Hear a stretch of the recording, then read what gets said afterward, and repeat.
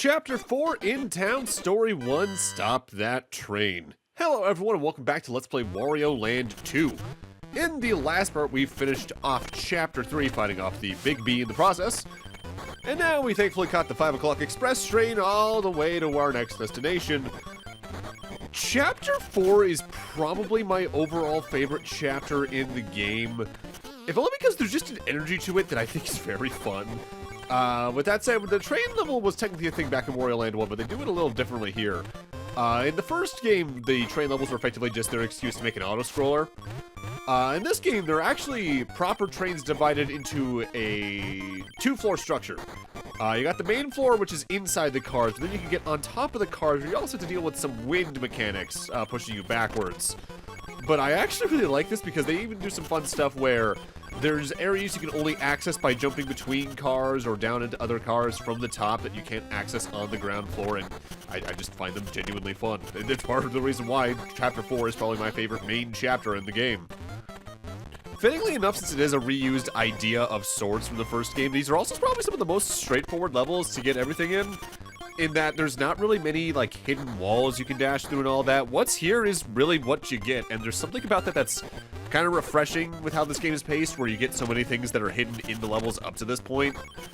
Mind you, again, in general, the game is good about pacing its levels in such a way where you get shorter and longer levels in a pretty good, set in a row, so you don't have to worry about doing too many long levels in a row. But the fact they also do simpler levels after a little bit of some more complex levels, I also really appreciate. Because I feel like it's very easy to just continuously increase the complexity of levels in such a way where it's very easy to get exhausted by some platformers. Hell, from my memory of playing the game with my buddy back in college, that was one of my problems with Battle Block Theater. That game is really cool on the whole and really funny, but especially in co-op, those levels just get to be a pain in the ass by the end game in such a way where I wish there was a bit more of a breather or a break here and again, but I don't remember that ever really coming. Admittedly, though, we're probably getting on towards 8 years since I last played that, so take what I'm saying in that regard with, I guess, with a grain of salt. With that said, there is one thing you need to keep your eye on moving forward in the game, especially in this particular world. We've seen these Blue Jay enemies a couple times up to this point. If you're just rushing through the levels moving forward, especially in this world, it's very easy to get blindsided by them. So take your time while vertically scrolling instead of just dashing everywhere trying to get from one place to another more quickly, because it's very easy to do exactly what just happened there very often. I don't think I've ever really not had a form of profit in a stage in this game over my playthroughs, but if there's a way it's going to happen, it's either hitting spikes in certain stages over and over again, especially with the owl, or taking a lot of dumb hits from these things, especially in some of the lower coin count levels moving forward in the game. Something I accidentally do very frequently in this level, though, is that right at the end there's going to be one of those inflatable cloud enemies you need to throw another enemy at. In this case, they give you one of the spear pirates. Forgetting that the end of the level is right there, almost always kill this particular spear pirate because of that. No, you want to actually grab them. Though thankfully, because I had just practiced the level before this, I remembered to actually do it this time. From there, we just need to come up here and then get over to the right. There's going to be a lever we can hit. Upon doing that, the train is stopped and the level is over. 1 down, 4 to go in Chapter 4. And moving on, we're going to get to the tile set that's going to be present in the rest of the world, really. We're going to be in the inside of an actual town. Welcome to Story 2, Up on the Rooftop. This level introduces an enemy type that I think is meant to be a walrus or a dog in a window that throws bottles diagonally downwards at either angle to try and hit you. For where they're placed, they're actually ace shots in basically every appearance. What's really annoying about them, obviously, isn't getting hit themselves, though, and losing the coins. It's actually very often that they'll knock you down further into the level design because of where they're placed. You can take them out either by just bumping into them, they'll just go away after a second. But you can shoulder charge into them properly to kill them. A little ground pound if you get high enough somehow. But even right there, we saw what I mean, where just especially because of the range they have, it's very easy to forget to kill them and just get knocked down a level or two, especially on this level, which is entirely vertical. But that said, they do also hide some doors in plain sight in these levels using windows that are large enough, about the same size as the ones these guys are in. Some of those are optional and just for extra coins, but you're gonna need to go through at least 1 or 2 to finish the level anyway, and they usually do at least mark that with the 2 flower pots like that, so it's pretty easy to see. With that said, I think on my first playthrough here, I did wander about for like a minute going, wait, where's the door? Oh, okay, my bad, whoops. But that's because I was just looking for an actual door, which that happens to me pretty frequently in games, either just due to my nature or otherwise. I do look for the more literal version of some things in some cases. People on my streams can attest to that much, but largely it's not that big of a deal. Once you realize it the first time, you're never really going to forget that in my eyes. The worst part about this particular level is that if you do take a bad fall in specific places, you do have to go back into the building and come back out. Which doesn't sound that bad on paper, but what's really annoying is, say there's an enemy you killed because they were giving you trouble, like one of the enemies in the windows. They will respawn in that case, which could lead to some frustration, admittedly. I know I've had that happen in this game at least once, and a lot of other games with very similar enemies at least once. Hell, I very often think about a very similar enemy in one specific stage of Mega Man 03 who isn't that hard to deal with individually. It's using them as a platform to get to a sub-tank that really sucks. But I do it every playthrough because I played that game like 20 times plus over my lifetime. And probably will do at least another 40 more before I die. Hopefully. We'll see what happens. I don't know the future. You don't know the future. The future doesn't know the future. Now, something I do pretty regularly in the game, despite knowing where a lot of coins are, is checking for new hidden coin caches I haven't found yet. And that's largely because at one point I actually saw apparently there's one level in the game that I'll note more directly when we get there, where there's 4 big coins, so 40 coins hidden in a wall that isn't breakable. So they probably, due to an oversight, just forgot to change that wall's status and however the hell the map coding for this game specifically works. But either way, I'm always looking for new things.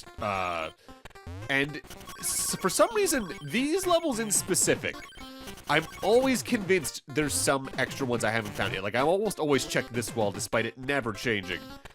And I don't know why. Something definition of insanity, maybe? Or it could just be that I'm so programmed for secret hunting due to Metroid or how this game works to begin with that I'm always checking just in case. Something I haven't talked about in this level yet, though, is that we now have collapsing platforms. If you're on them for about half a second, they just fall. They fall very fast in a way where it doesn't feel like you have the proper reaction time to it compared to how Wario controls.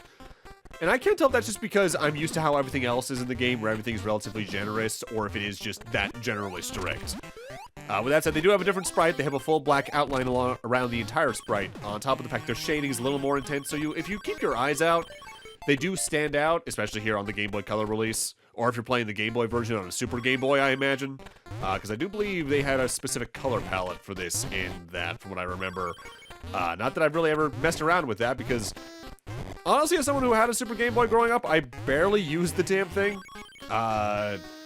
Largely because if I was going to play a Game Boy game, I would rather just put it into my Game Boy Advance and take it on the go with me, you know?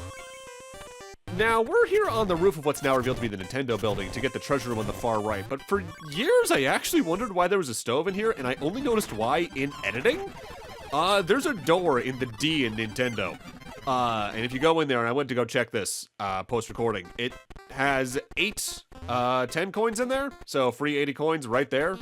That's really neat, and I'm not surprised I didn't notice that, because frankly, I'm always focused on just pushing the stove that seems to be there only to grab the coins that are otherwise in that room. Whoops. Well, now I know. Moving on, though, we're going into Story 3 of this chapter, which is probably my overall least favorite level in the chapter. This is Story 3 Down in the Cellar. What I don't like about this level is it's very focused on Fat Wario, and that means it's just kind of a slower level compared to everything else the world has to offer, which is honestly pretty fast-paced stuff platforming-wise to me. With that said, this is also a level that I definitely make a lot longer because I'm going for as many coins as possible, as has kind of been the pattern in the game on the large, admittedly, will be continue to do so. Even though, honestly, past, like, even next part, I probably could just get the minimum amount of coins needed to get the treasure room done, and I'd have enough from whatever profit I get along the way otherwise to do every single number matching game left in the game. But you never know, hence why I'm a little, conservative about that and constantly getting more money. That does fall into something I forget if I've talked about this on the channel before or not, but a hole I often find myself going into when I'm recording a game is how much of it I want to show off, and like I want to get 100% and all that, yeah. But there's times where I'll showcase all the little extra slightly different scenes and all that, sometimes I won't. It really depends on whether or not I like the game enough, usually. or if I don't mind, like, yeah, I'm gonna replay this third of the game to get this different ending, or showcase this slightly different cutscene. Hell, getting slightly ahead of ourselves, there's a point I could do that for the next LP we're doing after this. And I still haven't decided whether or not I'm actually going to go back and do it, because getting a little ahead of ourselves, I like the next game that we're gonna LP a lot, but it's draining enough where I don't really feel like doing it at the same time. Especially given how much of the game I would have to re-record to do that effectively. And it's the kind of stuff I think about on the regular at this point on the channel. And also why I'm scared to ever tackle the Xenoblade games, if ever, because that would just be a never-ending cycle of me fighting my own brain in a way that, frankly, probably would be very dangerous in the long run. With that said, let's talk about one of the other major mechanics of this stage, the elevators. There's two varieties of them. One that will just start raising them when you get on them up to their height. Notably, if they start falling back down, you can jump into the bottom of them if you want to for some reason to send them back upwards. I think that's mostly just to avoid any kind of, like, crashes or locking you into one place, though. But there's also a type that will only fall if you are Fat Wario. Now, those specific ones could have been a lot more annoying than they actually are, because thankfully, whenever you lose the Fat Wario state or leave them, they stay at whatever altitude they were at when you hopped off of them or lost the state. I could easily see a version of this game where the moment you lose the Fat Wario state, they just start rising back up, and that could lock you out of certain areas pretty quickly. You had to be pretty quick with it all the same. Honestly, they also could have done a probably decent reaction time puzzle with that, though. Not that there's many of those in the game to begin with. At least not many strict ones. So that Mallet Ape enemy right there, if it hits you with its hammer, you enter your next new state. This is Spring Wario. You uncontrollably bounce upwards, but you can make your next bounce be higher if you hold the A button. It doesn't last that long, but it can be kind of annoying because basically every time you see a Mallet Ape, the rooms are laid out in such a way where there's thin platforms you can only go up through like that. So it's very easy to just lose like 10 seconds of progress consistently in a row, on top of the fact you have to then wait for the state to actually wear off. 9 times out of 10 though, if you're going for as many coins as you can get, every room that a Mallet Ape is in, you want to get hit at least once though, because there's usually some good coin located up towards the top of the room, whatever the layout of it may be. So keep that in mind if you're trying to get as many coins as you want, or are trying to at least grind up coins in the case you messed up and are low on coins otherwise. I think another reason this is potentially my least favorite level of this chapter is that while it's not the physically largest level in the set, I think the next level, the one after that, is technically physically larger. There's a lot more in your way for any given route in all the optional areas, so it just ends up taking a while. And in a chapter that's otherwise paced pretty quickly, that really stands out in my head. The very literal compartmentalization because of the floor count probably really helps with that, because I just slowly see myself going up and down, seeing those numbers and just getting kind of drained by it in a manner of speaking. Mind you, and again, getting slightly ahead of ourselves, in a game with as many levels as this one actively has, the fact there's only really like, I think it mostly be 4 I'm not the biggest fan of to revisit. That's pretty impressive in its own regard, and we haven't even gotten to most of them. But again, I'll talk more about that later for reasons we will talk about in only a couple of parts. With that said, this is actually one of the few levels I actively end up doing a little bit of extra editing compared to normal, and if only because there's actually a section I do a jump cut in, which I haven't done too much through the LP to this point, and I do a couple times moving forward, but there are the occasional moment where I do an extra bit of speed up or a jump cut to either speed up what we're seeing or to skip past me backtracking for something else that will take an extra like 20 seconds. If only because I completely screw something up and I'm just like, yeah, I'll be right back when I do that correctly.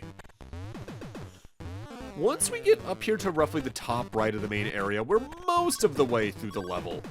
The way down towards the exit is a little bit more of a straight shot than anything up to this point, but there's still enough little side things and distractions that it's easy to lose some extra time here.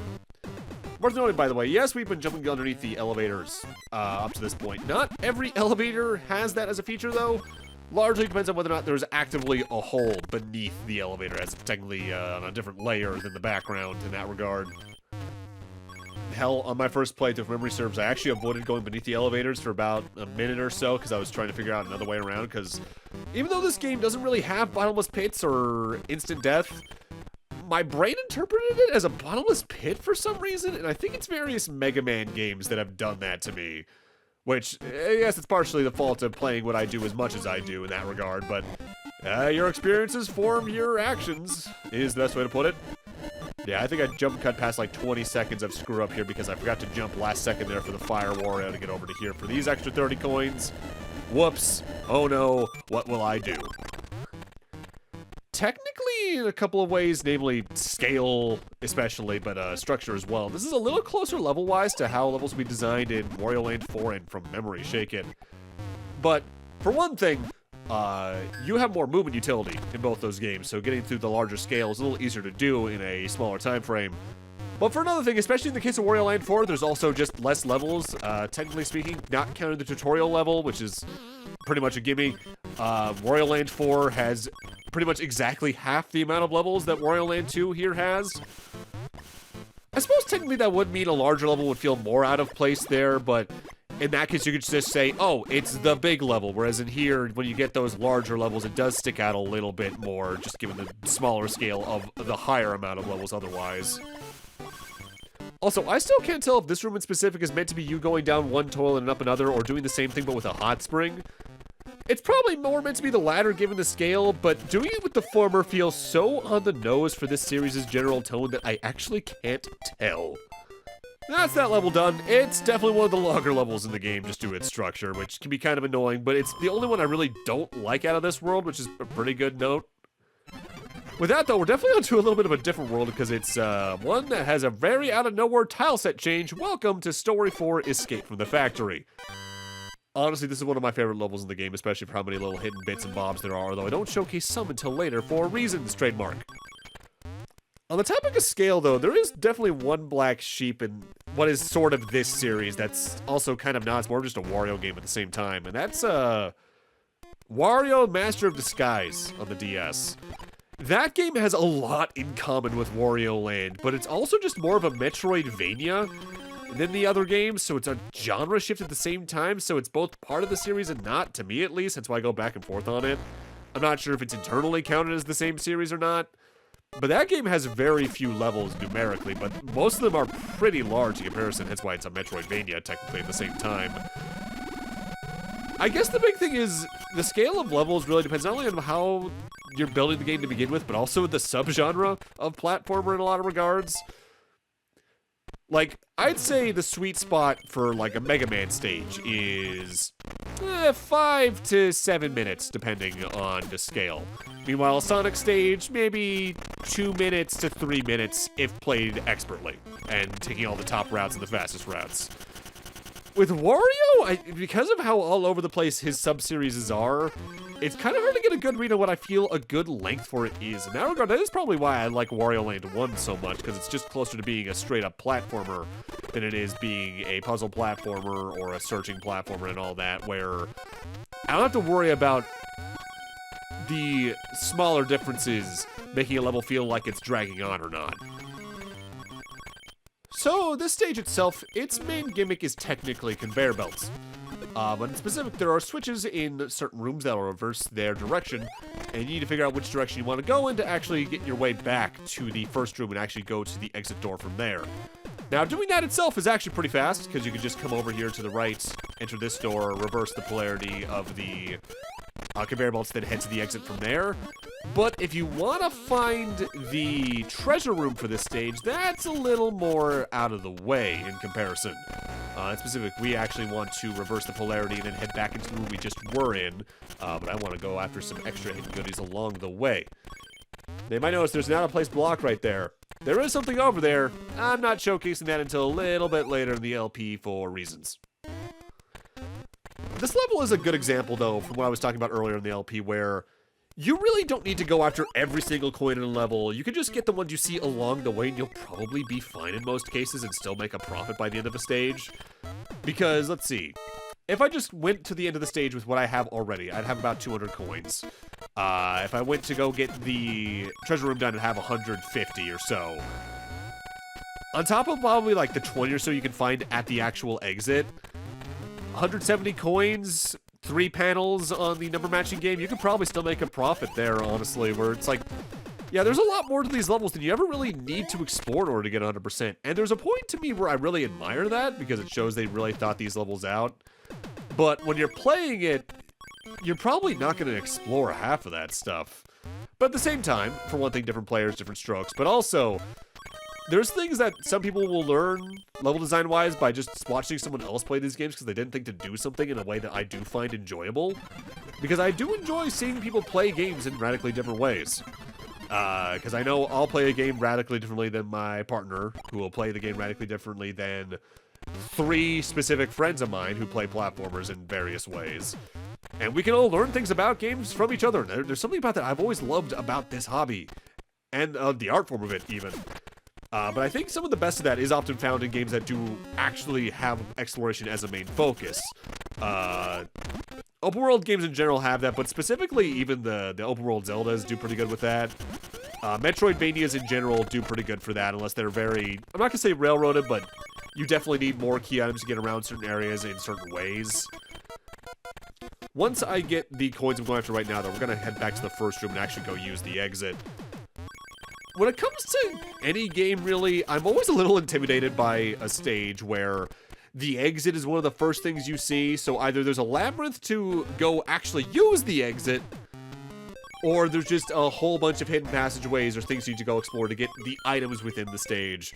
I think I prefer it when it's the latter of those two, because either A, I can just go leave the stage really quickly if I need to for behind-the-scenes reasons, be it my schedule's not lining up, or I need to save because of a battery running low on a handheld or in some form. But there are times where I just really also don't want to go deal for 100% at the moment. It really depends on what the game and what the stage is, though.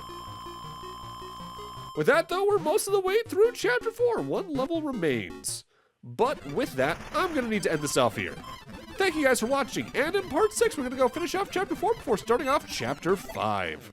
See you guys then.